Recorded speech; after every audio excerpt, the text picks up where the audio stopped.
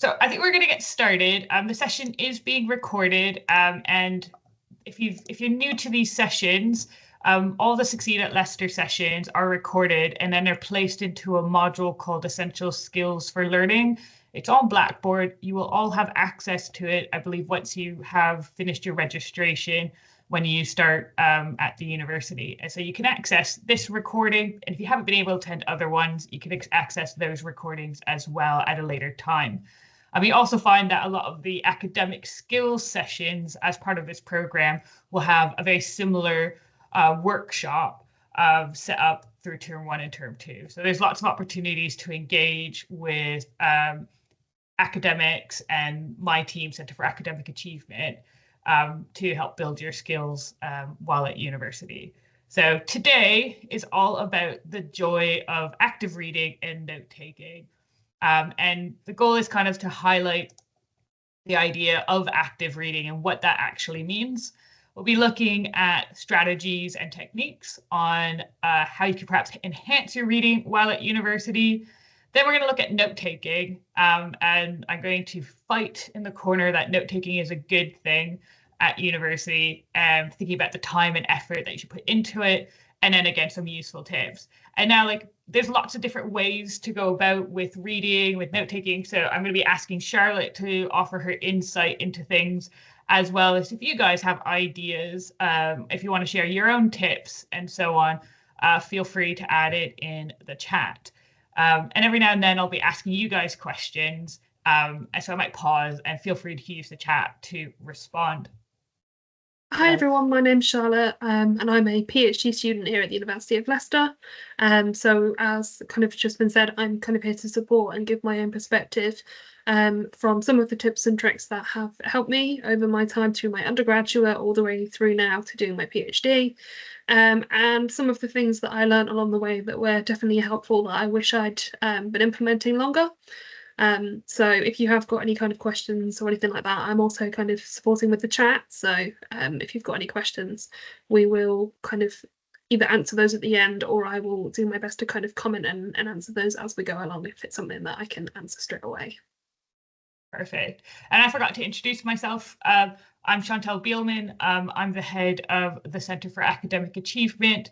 That's the centre where you could come meet a study advisor, a maths and stats advisor, an academic librarian, basically to get support while you're doing your studies. So that can range from anything you might have some difficulties around assessments to perhaps you just need some tips on time management or tips on active reading and note-taking. So we're here to basically support you. And my background, I did my undergraduate all the way to PhD, and I've been working sort of in the student support area for over 10 years. So it's something I'm very passionate about, and I do love reading and I do like note-taking. So this is why often this session falls to me, because other people find it not as exciting.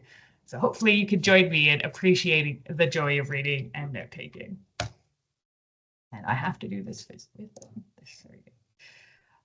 So I'm going to start with the challenges in academic reading. And I think it's really important. It's kind of like what I was talking about with Charlotte, if you saw that conversation earlier, in that reading at university and academic reading is going to be different to reading for fun, as well as perhaps the reading you did at school. And there's going to be different quantities, and it often depends on the program you're in. So for example, if you are studying history, versus somebody in engineering, there might be a greater expectation for the historian to do perhaps a lot more reading versus somebody in engineering. So often you'll find if you have friends in lots of different programs at the university, everyone will have different quantities of reading. But I think in most cases, people can get surprised at just how much reading there is. Charlotte, I don't know if whenever you recall back to your undergraduate, the reading lists that you would get. Yeah, so my undergraduate was in kind of biological sciences. So it was probably somewhere in the middle ground, just because obviously sometimes we were doing kind of experiments and things like that, but there still might be reading associated with, you know, figuring out how those experiments work and obviously the science behind those experiments, and then more generally kind of behind essays and things like that, and preparing for exams, obviously quite a lot of reading around there. So yeah, probably somewhere in the middle ground, I think, in biological sciences. Yeah, and I'm guessing in biological sciences, terminology is also going to be another challenge. And I think that's very true, to be honest, in any discipline. My background's archaeology and ancient history. And while most of the language is obviously in English, there's often like very specialized language. So there's lots of times you're reading a text and you're like, I'm not really sure what this word means. And sometimes it's helpful, there's a glossary. Other times you might end up having to go onto Wikipedia or find out what it means by asking a friend or somebody. And I'm sure Charlotte might have similar stories like that in biological sciences. I have to admit there are also some abbreviations that have become kind of, I think this happens in all fields. There are some abbreviations that have become so universal that they are used sometimes in literature without introduction if you're reading perhaps like a paper or something. And sometimes if you're obviously not previously kind of knowledgeable about that field, sometimes you can come across an abbreviation and be like, I've got absolutely no idea what that actually means. Yeah, and I think so we have this increased quantity of reading alongside these new terms, new abbreviations to learn about. So all of these things can make academic reading actually quite challenging. And part of it as well is learning how to be selective or sort of read what is relevant based off where you are in the program, but also based a little bit around your own skill. And I think this is very true for those in STEM. Some texts can be very, very technical. And if you're heading straight into something that's highly technical and you don't actually understand quite a large amount of it, you might be setting yourself up for failure. So it's kind of like really thinking about what's really going to be useful at where you are. And often this is where reading lists are quite helpful because they will be guiding you and they will be the best text that the academics in your modules will be recommending to you. So if you're feeling like I don't know where to start with my reading, especially if you're an undergraduate student, you have often reading lists. Postgraduate taught, you'll also have reading lists. Now, are there any PhD students in the room? There are. It's a little bit different in that often you're going to have to start the reading on your own or have your supervisor recommend. You may not have a reading list, and it's more that you're going to have that discussion with your supervisory team to figure out where to start. And I don't know, Charlotte, if that's what you found when you first started your PhD. Yeah, I think that's kind of asking my supervisor about kind of some of the key papers because my research is based around kind of a specific data set. So it's like the original paper about that data set and kind of reading about those. Something that I've always done, though, I think all the way back through undergraduate is kind of separate to the assigned reading list is also just try and find some review papers. Because review papers can be a really kind of helpful way, I think, to get a bit of an overview of the field, and sometimes they can give you a bit of history in terms of like how the field got to here from where it started and kind of what the big questions and challenges are. So for me, I've always found it really helpful to look at a review paper as a good overview of kind of the field as a whole when I'm first kind of being introduced to a new area. Yeah, I actually really, really recommend that tip. My former supervisor was a big pushed book reviews of anything, literature reviews. You can publish literature reviews. It's a great way of getting a sense of what's happening in the field. So if anyone's perhaps a postgraduate taught or a postgraduate researcher, and you're going to be doing a very large scale research project, reviews, papers, review books, and so on are a great way to kind of get that overview of the field. Again, today we're going to be talking a little bit like how do we keep focus when we read?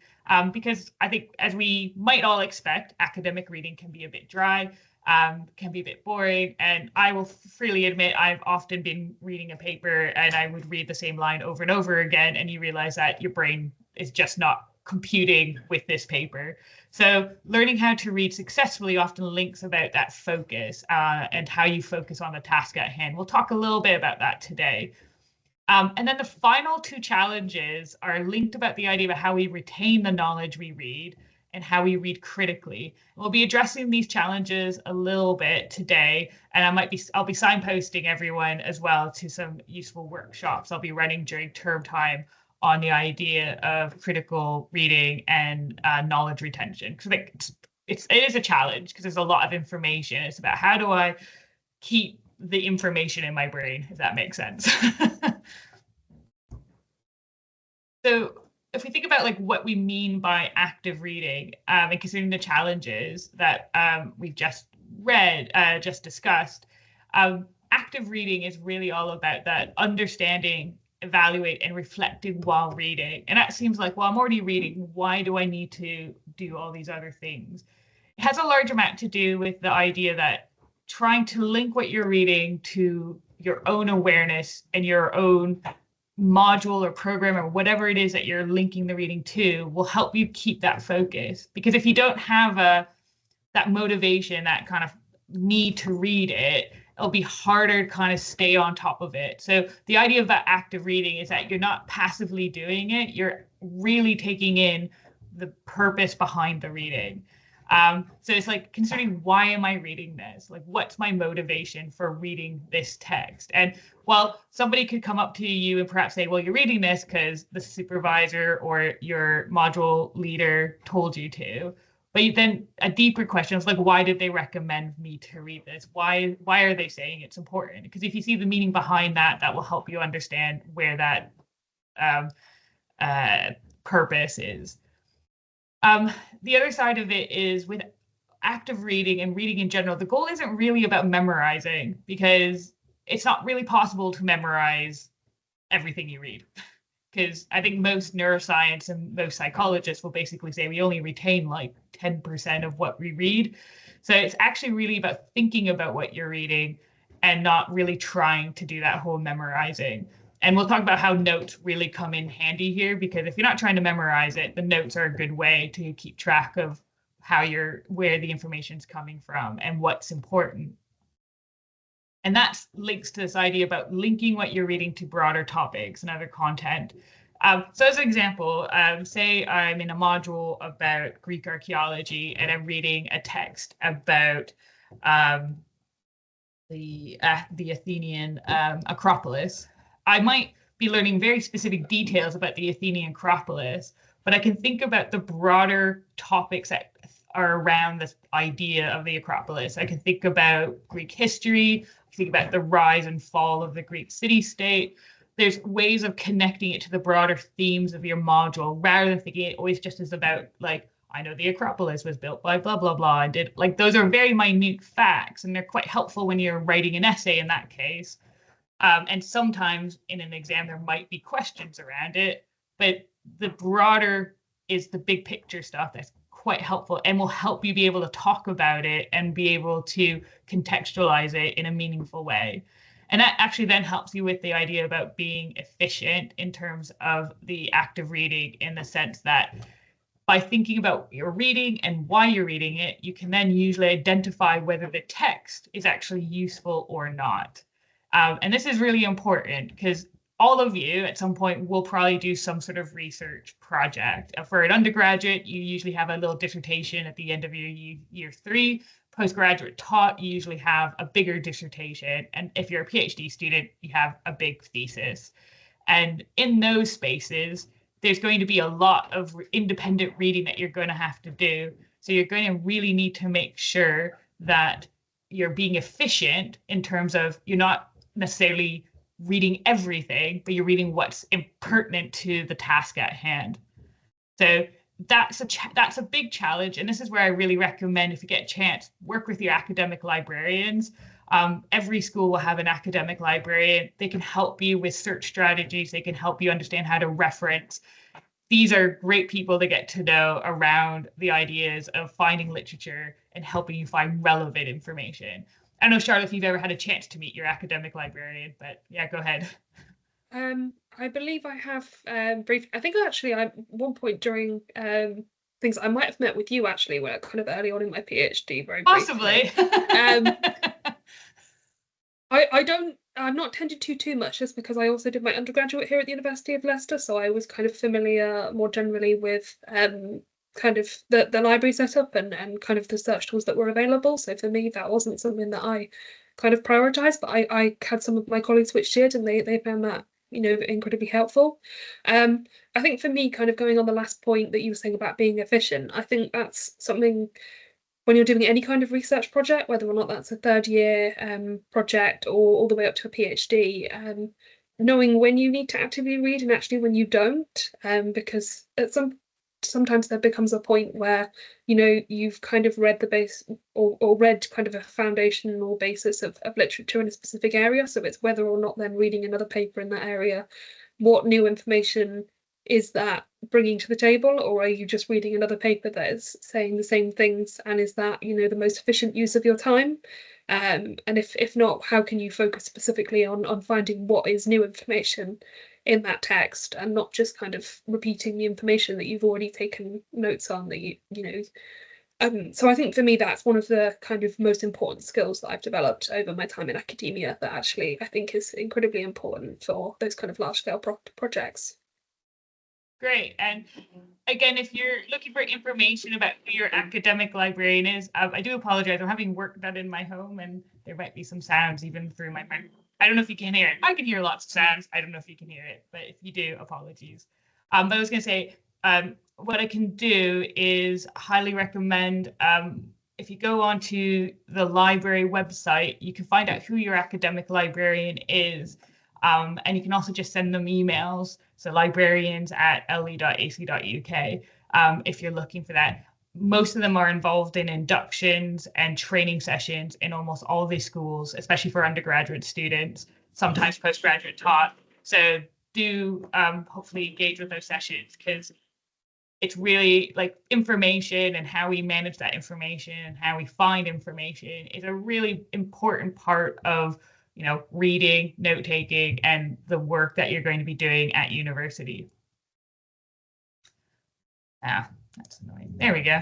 So before I kind of outline the ideas about digital or paper, I'd be curious for the people in the room today, is there a preference? Do you prefer reading on paper, or do you prefer reading in a digital space? What's your preference? I have a preference. I don't know about you, Charlotte. So I'm just going to pop it in the chat so people can also respond. Well, thank you. Interesting. I am very much a paper person as well. But my preference has changed. It used to be paper when I started as an undergraduate, and then just because of the quantities of literature that I was reading kind of into my PhD, it just made things logistically easier to stick to a digital reading, and also probably more environmentally friendly as well. Yeah, for sure. Absolutely. I still have binders full of all the articles I photocopied and printed for my PhD. And even though I've not looked at them in I don't know, I finished my PhD in 2014. So maybe last time was 2016 when I wrote a book. So that was probably the last time I really used those materials. But I think the interesting thing about this, we all have our preference, and it's important to think about, okay, if I know I like reading on paper, how do I make sure that I'm working to that strength? But at the same time, how do I make sure that I'm doing it in a way that's not so expensive, because printing is not cheap, and also sustainable? And the same thing with digital. I think it's important that people be mindful of, it can be very tiring on your eyes. The reason why I don't like digital too much, if I read a lot, I'm on the computer a lot because of work. So reading online is just more being on a PC, and my eyes get tired. So that's probably one of the reasons why I lean more towards paper than anything. There's interesting research about it as well. It's some interesting work around how digital technically doesn't help with retention and comprehension in comparison to paper. Some interesting studies. By the way, it's correlation, not causation. So it's not an absolute definite link, but there's something going on there to suggest that if you read a physical copy, it will do something that it seems to help with retention and comprehension. But obviously, digital is convenient. Somebody pointed out, I think Natasha, digital helps for reading quickly. Yeah, because all our resources are digital. So you're delaying reading just by the fact that you're trying to turn it into a paper if most of the resources are online. It's also portable. I'm from Canada. I don't know if we have other international students in the room today, but if I take books home, it's very expensive to add a lot of textbooks into my luggage. So usually using like a e-reader or my phone even, it becomes a lot more feasible for me to bring work or bring a paper or even read a book for fun by using a digital mode. And yeah, absolutely makes skimming much easier. So that idea of making sure the text that you're reading is relevant, skimming is quite helpful. One thing that's interesting is you can get lost with the idea of scrolling. So like I often get this. So if I'm scrolling through a paper, I sometimes forget where I'm at and then I have to find out where I'm at.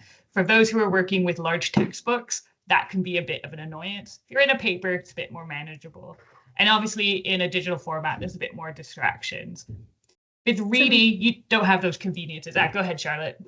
I was just going to say, for me, in terms of that kind of alternative distractions and things like that might be happening, especially if you're reading maybe on a computer, I tend to kind of download a couple of different papers at the same time. If I'm going to do a reading session, I normally email them to myself and then open them maybe like on my tablet or something, in kind of usually another space that's away from kind of all of my other notebooks about kind of my ongoing research and other projects and things like that. So for me, that's kind of how I get around some of the difficulties maybe with reading online, trying to kind of move to a different space slightly. And then that also helps in terms of screen fatigue as well, I find. That's a really good tip. And you mentioned location. 100% thinking about where you're going to be studying and where you're going to be reading. So there's some lovely spaces if you're on campus in the library. The Rona Bennett is a very silent space that is just a great place to read. We also have a reading room now. So if you want to sit in a more comfortable space for reading, you can use that space. But if you're at home and it's really noisy there, then it's about trying to find out a space that works for you. And absolutely the idea of a reading session, 100%, much easier to plan a longer time for reading versus only have one paper and then you're gonna have to go online to find another paper. Try to do the searching, find some literature, then have that kind of ready to go. Just a few other things around, there's a lot of inconvenience around paper copies. I think for skimming, it's much more difficult. So I usually say, don't make a paper copy until you've done a skim. So I already know that it's useful. So I've already done that with the digital copy. And, there's a lot of text that is copied. So then it's about making sure, there's a tendency in the old days of when everyone had textbooks is to highlight everything. So it's like trying to make sure you're not just highlighting everything and that you're actually reading, because when you just highlight everything, you become more passive because it becomes the act of highlighting versus the act of reading, if that makes sense. So it's an interesting one. I think the key thing here is find out what works for you and make it work, but be mindful of maybe doing a bit of both will probably be the way forward and trying to get that balance that works for you and your studies. Now, we already kind of talked about a reading session, which is quite handy because it's the idea about how we actually start, which is like, what's a period of time? Charlotte, how much time would you usually dedicate for a reading session? Maybe let's maybe say at an undergraduate level and then look at it at a PhD level, because I'm sure they're different. Sure. So for undergraduate, it depended a little bit, obviously, on where I was in a particular kind of module. So I would usually dedicate kind of more time to reading, obviously, at the beginning of a module when I was trying to get to grips with some of the basic ideas. So with that, probably a couple of hours a week in terms of just kind of reading required texts. Obviously, that amount of time would go up if maybe I had an essay due, and obviously I was having to read a lot of literature to write an essay. And actually for that, sometimes I would kind of be reading and then trying to think about writing and actually how kind of those ideas strung together. And sometimes actually the act of writing would show me where actually I had gaps in the literature, so I could be kind of more selective and actually then what literature I was trying to identify to answer specific questions. And then kind of throughout, obviously, in the lead up to exam period, again, kind of quite a lot of reading, trying to reread my notes, which obviously we'll probably come back to that in just a bit, but also kind of, again, filling in any of the gaps in things that I didn't quite understand by trying to read kind of different sources, because sometimes it's really helpful just to read kind of what different perspectives on something that you don't quite understand, because eventually someone might explain it in a way which kind of helps the penny drop. So I find that quite helpful. And then now, as a kind of PhD student, some of my colleagues have more kind of regular writing and reading times. So they kind of stick to a certain day of the week or something like that. I used to do that. I used to kind of maybe stick to kind of one day of the week, usually perhaps a Monday, where I kind of dedicate that mostly to reading and then the rest of the week to something else, to kind of my other work. But throughout the course of my PhD, I have to admit that has kind of fluctuated quite a lot. And these days, I'm not as regimented in assigning a specific day. In terms of reading blocks at a time, I probably try and do it in maybe half a day. So if I'm going to be reading, I maybe try and do it for kind of a morning or an afternoon and dedicate myself solely to reading. But it kind of fluctuates depending on kind of what I'm researching at that particular point. So if I'm looking to write something up, then I typically do a lot of reading around that time. But I try and remain consistent by kind of reading within the field as I go. It also depends how much I am frustrated with my other ongoing work. Sometimes reading can be a nice kind of break from staring at a computer screen, trying to figure out the next step. Sometimes in your PhD, it can be nice to have a bit of a break and then come back to actually maybe more active areas of my PhD where I need to kind of progress something after having taken that break by doing some reading. It's great and really detailed. Thank you for that.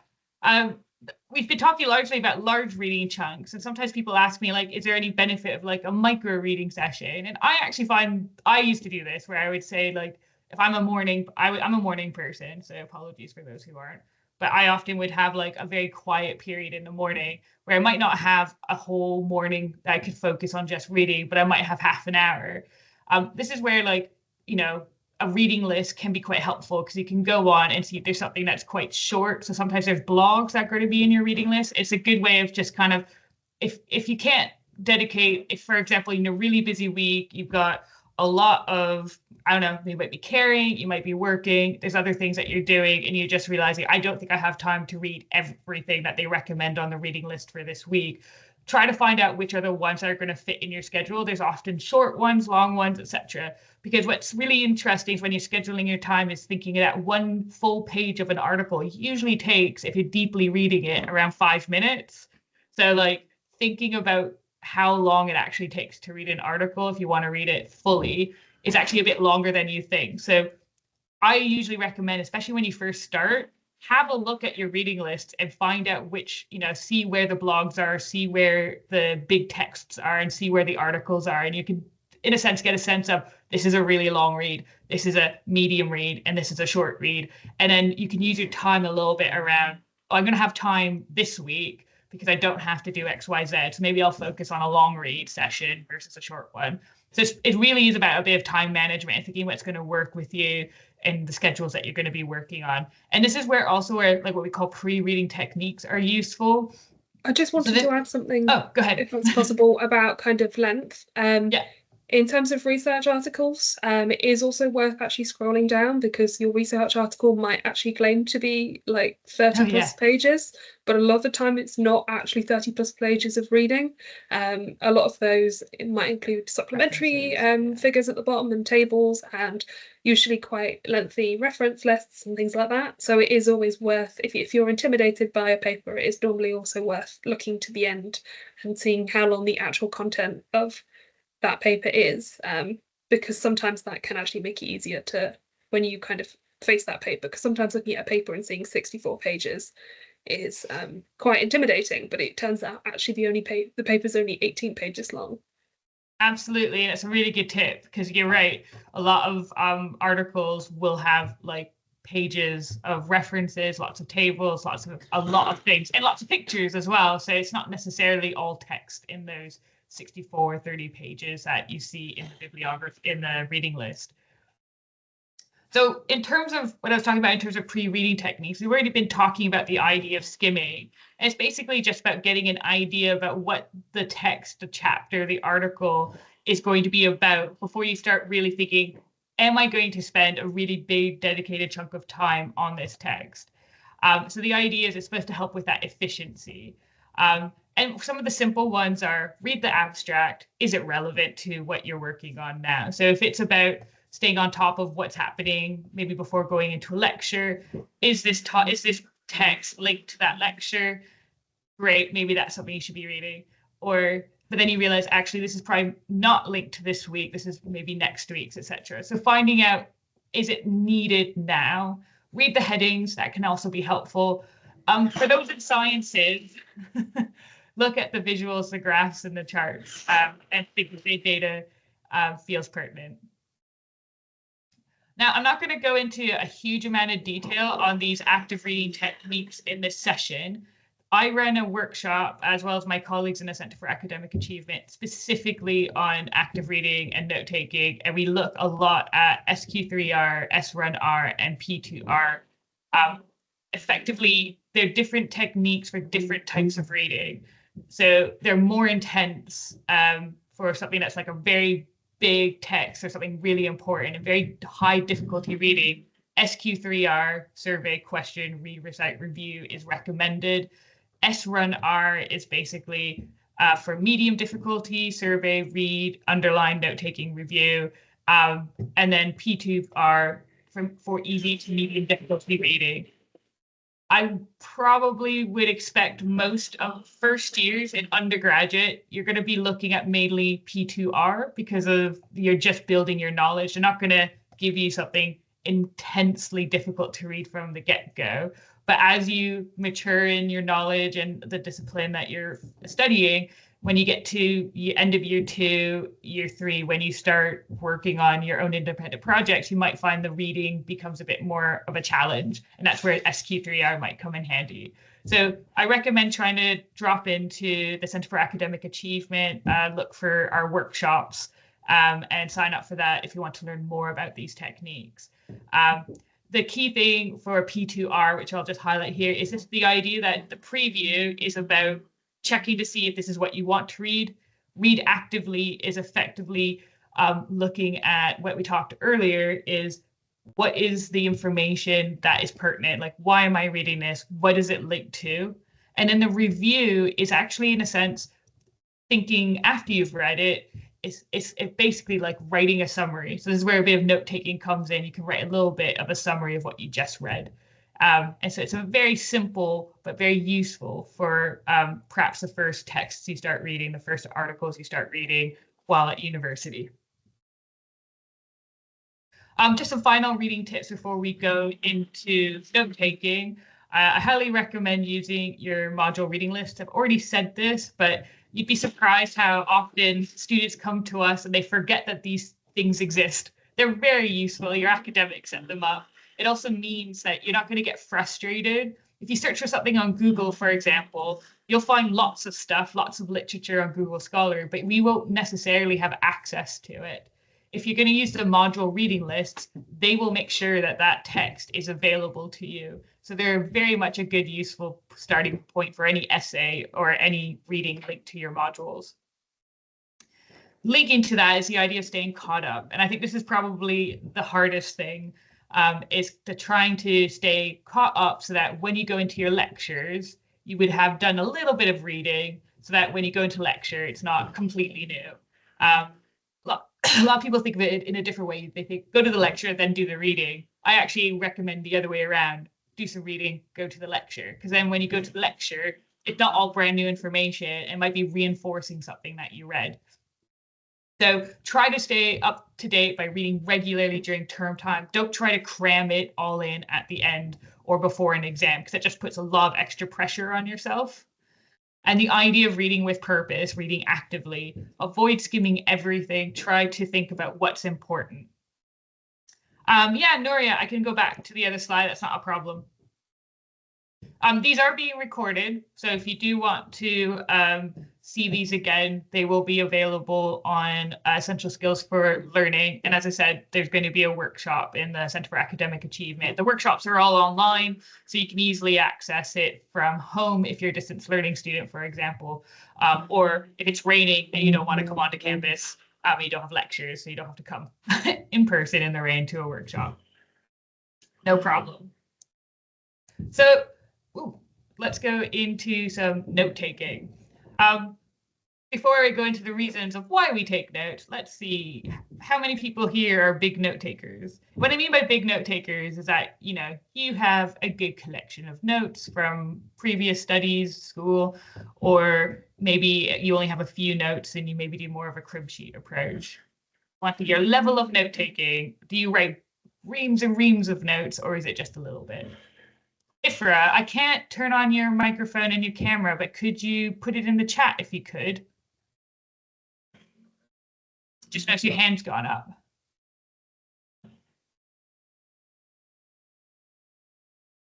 I'll leave it for now, Ifra, but if you have a question, do add it to the chat and I can get to it. Xander, a lot of notes, but a jumbled mess. Lots of notes from Charlotte at the start. A lot, yeah, lots of notes. Now, this is where it's going to be an interesting talk, because I'm going to tell you, you shouldn't take lots and lots of notes. You have to get like the Goldilocks of note taking, which is a learned skill. So I used to be basically like this. I think Charlotte's probably going to say the same thing. Is when I started, I took tons of notes to the point where it's like I felt like I was almost like what you call a copy editor, where I'm just copying exactly what the lecturer was saying, or just copying exactly what was said in the textbook. And yeah, I'm like you, Tulsi. I would take lots of notes because I thought, I think this is important. And so I would just write it always down, because I would think if I don't have it written down, I'll forget. Now, there's an added complexity of where do we store information? Because I could take all these notes, but I need to know how to find the notes later again. So that's its own challenge. So it's really an interesting thing. There was a question up there, where do we find our course reading list? Viraj, it's going to be once you register in Blackboard, all of your modules will appear on Blackboard. Within Blackboard, there will be basically a space that will show you your module reading list. So it will be there once you register. It will be in your Blackboard, which is your virtual learning space. And yeah, Charlotte, perfect. Thank you for putting that down in text. So before I'm going to ask Charlotte to kind of give me how she takes notes, I thought I'd just say why we take notes. And what's useful is a lot of you guys were taking notes for basically one of the reasons why we should take notes, which is helping with retaining information. This is particularly true if you take notes by hand and then type them up, because you're effectively processing the information not just once, but twice.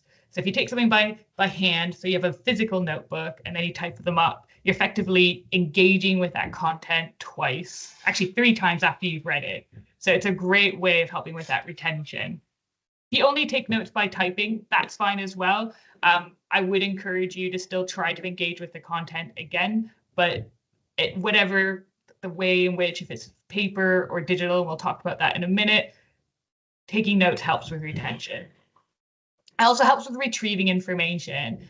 Nowadays, because everything's digital, it's very difficult to kind of keep a really good library.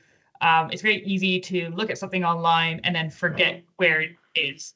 And so if you're storing your note taking in a very practical place, so maybe I use sort of, for example, OneNote. You should all have access to OneNote once you register, because you'll get access to Office 365. And then in OneNote, I can organize my notes based off of a theme or based off of a time period, because I did archaeology. I also used a referencing system like RefWorks. So if that's something you're interested in, we're not going to talk about it in detail here, but there are workshops on how to use RefWorks, which is effectively a tool for storing your literature and then keeping notes with it, if that makes sense. And then the other side about note-taking is it does actually help with paraphrasing and writing assignments, but this only applies if you're taking notes in your own words. So what I mean by this is if you take a note, if the note is in the words of the person who wrote it, that's not taking your own note, that's taking basically a quotation from the text, and you should mark it as a quotation. But if it's in your own words, when you go back to your notes for an essay, for example, or a report, you can rely on your own words and use that as a starting point for when you start writing. So it can be helpful for writing assignments. Charlotte, when you take notes, is there do Do you have like a format that you kind of stick to? Like I was seeing somebody was talking about the idea of by section subject and are all color coded. And Deanna, I definitely did that as well, physically. And then once I did it digitally, I did the same thing. I still had section, subject, and color. So I don't know, Charlotte, if you do the same. Yep. So for me, I tend to write on paper when I'm kind of reading as I go. I write on paper and then I copy them up digitally. That was something I didn't start doing until I started my PhD. That I wish I'd been doing kind of longer. And for me, that's really helpful because obviously a PhD involves quite a lot of literature over quite a long period. So it's really helpful to be able to search my notes digitally and be able to find them using kind of keywords. So for me, I use OneNote. So that's really helpful for kind of when it comes to revisiting literature and not accidentally finding myself rereading papers multiple times over the course of kind of 4 years. For me, I also have a lot of kinds of things that I do in terms of if I'm coming up with something and kind of coming up against a particular concept again and again, I might develop my own abbreviations just to make things easier for me to write things out. So I keep kind of a log of my own abbreviations. They might not be necessarily kind of scientific standards, but it just makes things a little bit easier if I'm coming up with concepts again and again. Also, in terms of finding ways to indicate notes of a particular importance. So if I'm copying something exactly as it said, again, kind of indicating that it's a quote, but also color coding in terms of, for example, this particular comment or this particular point I think is going to be particularly helpful, or something else entirely in terms of this particular piece of information maybe came from another paper, and a note that I need to kind of follow it up and maybe find that paper where that information originally came from and review that in more detail. For me, I've always done the kind of paper notes thing, and very much in terms of kind of what Chantal was saying with helping with paraphrasing and writing assignments. The whole way through kind of my academic career, I have taken the paper notes, and then when I'm actually writing an assignment or an essay, I do my best to completely avoid actually having any papers open when I'm actually then writing, and I write it all from my own notes, and that's really helpful for kind of avoiding the risk of plagiarism generally, in terms of obviously then kind of making sure that you're not accidentally copying the phrasing or anything else from paper simply by just having it open in the background. And sometimes when you go to check a fact, you find yourself kind of unintentionally, maybe sometimes kind of copying the phrasing or the structure that's there. So actually relying on your own notes, if you've taken them kind of well and effectively, is really helpful in helping avoiding that. Brilliant. And that's really, really helpful. Maria has put in the Notion as a note-taking tool. Highly recommend that you do look to find, there's lots of tools out there that can help with note-taking. So if there's something out there to look out for, Notion is one.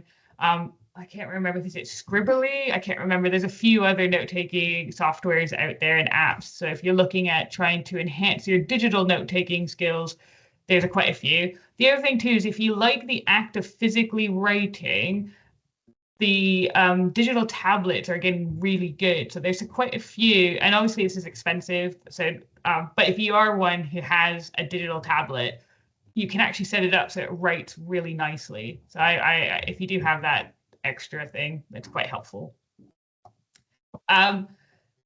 Some challenges, I think I already mentioned this, but it's like when we take notes, it can be challenging. I think there's an expectation. We think everyone knows how to take notes in lectures, but actually no one actually does. So we'll talk a little bit about note taking in lectures. There's also the organization of notes, which can be challenging. The idea about being consistent. There can be what I was talking about earlier, where you just write everything down, which is information overload. I'm one of those people where if I get distracted while taking a note, I will literally write another word that I intended. So if somebody starts talking to me as I'm taking a note, I literally will start writing down what they're saying. So I have to be really mindful of distractions. And yeah, like understanding your notes after a period of time. So somebody like Charlotte, who's doing their PhD, it's an interesting thing where you write your notes in year 1 and then you read back to your notes in year 4. You might sometimes it might be like, oh, what did I mean by this note? Because you might not actively remember it. It's like, it's an interesting thing. So it's like you have to think about reading for your writing the note for your future self, if that makes sense. I don't know if you've had that occur, Charlotte, but it is, definitely have. Yeah, no, definitely. Sometimes I'm reading a paper and I'm just literally just copying out kind of the basic scientific information. But if it's a paper where I'm like, especially if it's one which is maybe less directly linked to maybe my PhD research, I typically write a note either at the top or the bottom that's why I found this particular paper in the first place and how I think it might relate to my PhD. And that may or may not be the case, but sometimes otherwise you look back at the literature and I look at it and I go, I don't know why I found this paper. Like, what was I hoping to take away from it, kind of information wise? So yeah, it's really helpful to kind of make a note on something like that. I'm looking to find out the answer to X, and whether or not that paper does or doesn't answer it. Awesome. And some really great questions. Tulsi, I'll be talking a little bit about note taking in class in a minute, and I'll answer your question, Maria, in a minute as well. Note taking in class, so like what Tulsi is saying about the worry about missing something that the lecturer says. This is where coming prepared to the lecture will help. If you've already done a little bit of the reading linked to this week, for example, so this week maybe I have 3 lectures, and in the module Blackboard Space, it recommends reading a certain number of articles. If you read those before going into the lecture, you'll then get a sense of what the lecture's saying and how it connects to what you're reading. And because there's a connection, you can realize the lecture is only highlighting certain elements. And so those then become the things you really want to focus on taking a note on versus trying to take notes on everything your lecturer says, because that's just really not possible. So coming prepared means you're going to get an idea what the key concepts are and what to expect, so that when you listen to your lecture, you're going to get a sense of what's useful. The other thing that I would say is a lot of like our lectures, they get tips on how to lecture. And one of the biggest tips when I used to lecture, for example, would be if something's important, don't say it once, say it 3 times. So if you did miss something that the lecturer says, if it's important, they will probably say it more than once. Now, I'm saying probably because there are lecturers who may not have had the same training as I had. This is where all lectures are recorded, so you can go back to a lecture capture recording to kind of go over it and see if you did miss something, you can catch it up again. Another tip is if you're focused on trying to write everything, you're probably going to miss stuff. So again, try to avoid the idea of I need to write everything because I'm going to miss it. If you listen first, then note, you'll probably end up taking in the more important content versus trying to cover everything and then probably miss a few things. One of the biggest tips, and honestly, I didn't do this, and I learned this by talking to other students, make notes of what you don't get. So in a lecture, if they're talking about something and you literally say, I really don't understand this, write that down. It's really useful because then you know you need to follow up on it. If you only write down what you understand, you're actively creating a gap in your knowledge, and you might forget that that gap exists. So number 4, that was a tip from a student, and I put that in because I never thought about that, and it is one of the biggest tips. And then the last point about using your own words. Now, Maria, you're asking, does taking notes of a lecture in a seminar, using it for an essay, consider plagiarism, even if it's your own words? If it's your own words, it is not like if it's your own words, but the idea is still coming from a text or from a lecture, technically you should reference it like it was a source, for example. Now, to be honest, I don't usually see students referencing seminars or lectures too often. The idea is to reference the text, the articles, the books from which the lecturer got their information from. So often lecturers will have a list of references linked to the lecture, and that's where you would find that information. And then when you take your own notes and you're writing an essay, that's where you would still have to reference where that information came from, even if it's in your own words. Now, there's a session on Friday that's going to be all about academic integrity and plagiarism. So if you have questions around plagiarism, I highly recommend going to that session. And if you can't come on Friday, don't worry. There's a new resource that's going to be launched next week that you'll all have access to, which will cover some of the core elements about plagiarism, how to avoid it, as well as workshops that we run on the subject of avoiding plagiarism. The key thing around plagiarism and the way to avoid it is basically if it's information that is not your information, so if you didn't do the research, you have to cite where you found that information. And as long as it's in your own words and you cite it, it wouldn't be classed as plagiarism. So if you are using information from your lecture, you would still need to cite it as such. But as I said, most assessments and most of the assessments would expect you to refer to the text from which the lecturer found that information, because the lecturer's information isn't being generated there and then and there. It's based off research, and that research will have been published. Charlotte, if you want to add anything to that, but it's basically, don't worry about thinking about lectures as being the place of information for your assessments. Lectures is basically information, and then you can go to the original source to then use for your assessments. Yeah, I was just going to say, I don't think I've ever cited kind of my lecturers and seminars. Obviously, that might be kind of depend on different disciplines as well. But for me, kind of the same as kind of Chantal just said, at the end of their slides, there is normally a kind of reference list separate to the module reading list. And those specific references are usually where the content of that lecture has come from in terms of the scientific publication and scientific research. So if I was going to be then writing an essay on that topic, those are probably the papers I would start with in terms of actually starting my research. But those are also where what I would cite to avoid kind of getting myself into any issues with plagiarism. Perfect. So those are tips about taking notes from a lecture. Taking notes from a text is a bit different. The main tip around writing in your own words is still important, but taking notes from text is very much focused. You need to remember to focus on only the things that matter. It's very easy to just take notes of everything, but then everything's important. Then you're just going to be rewriting the entire article again. So it's again going all the way back to that reading and think about, why am I reading this? It's the same thing with note taking. Why am I taking a note? Why is this note important? And where is this note eventually going to be used? Is it going to be used in an exam? Is it going to be used in an essay? Is it just going to be used as information to help you retain something? If you focus on thinking about how you're going to use the note, it will hopefully guide you on avoiding taking too many notes. Because if you take a lot of notes, it's just going to be a lot of extra work for you to review those notes for when you do the assessments and the studying. So it's getting that Goldilocks zone of not too few notes, but not too much notes. And unfortunately, this is where I'm going to say you're probably only going to learn what your Goldilocks zone of note taking is by figuring out what doesn't work. So I think that it's because everyone's individual, everyone learns slightly differently and takes notes in different ways.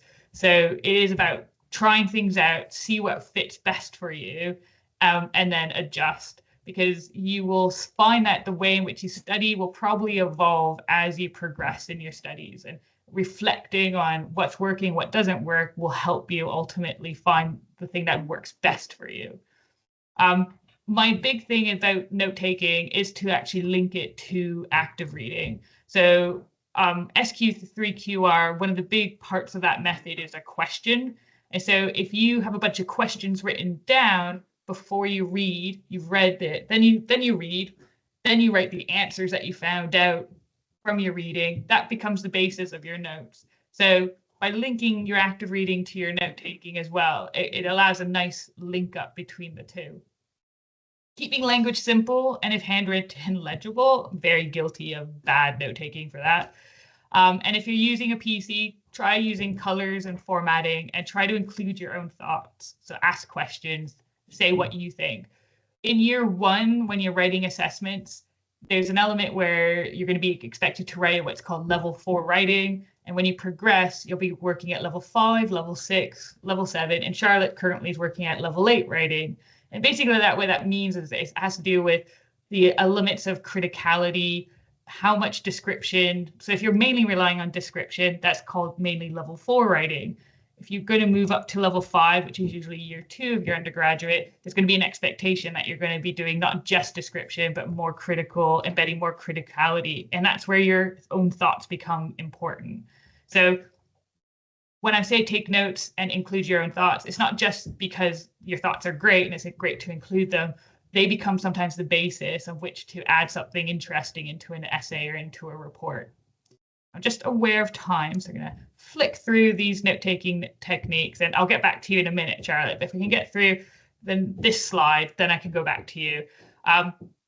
There's lots of different note-taking techniques out there. I've only listed 3 here. Cornell is probably the one most of you use, which is basically where you have a document, like a blank Word page, but you format it perhaps. So you have a section that's going to be the main points, the main themes. You do use headings for this. You might embed a few questions. Cornell is quite helpful in the sense it encourages the idea of a summary, because if you have a summary, that becomes a really good place to quickly get caught up when you come back to your notes. But the danger of Cornell is if you try it out and you're not consistent, it can be a bit weird looking. If you're going to try Cornell, what I usually recommend is that you create a template and then you just always start from that template.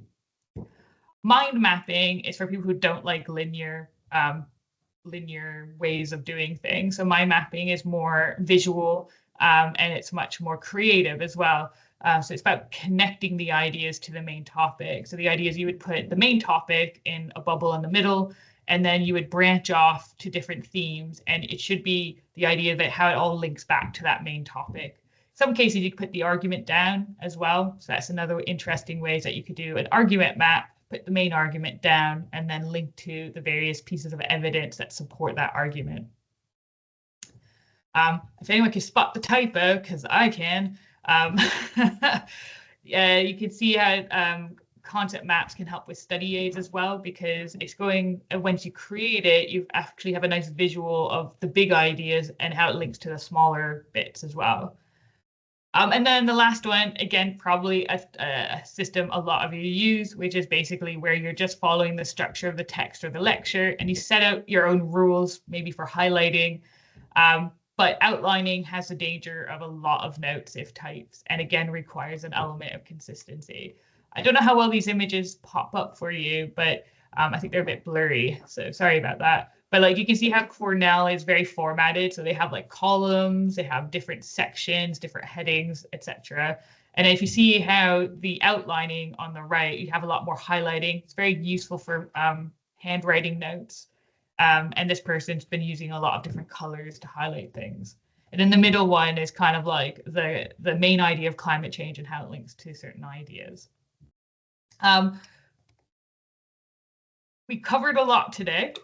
And I'm going to ask Charlotte to add her last few thoughts before we kind of conclude. But the key thing is that it is such an essential skill, and I really encourage you to reflect on, is this working? And if it's not working, what is it that I can do to maybe adjust and change? If you are having difficulties, find support through the Center for Academic Achievement, talk to your personal tutor, talk to your module leader, just find someone, perhaps an academic, perhaps a peer, year 2 or year 3, maybe a senior, or I know there's peer mentors out there as well.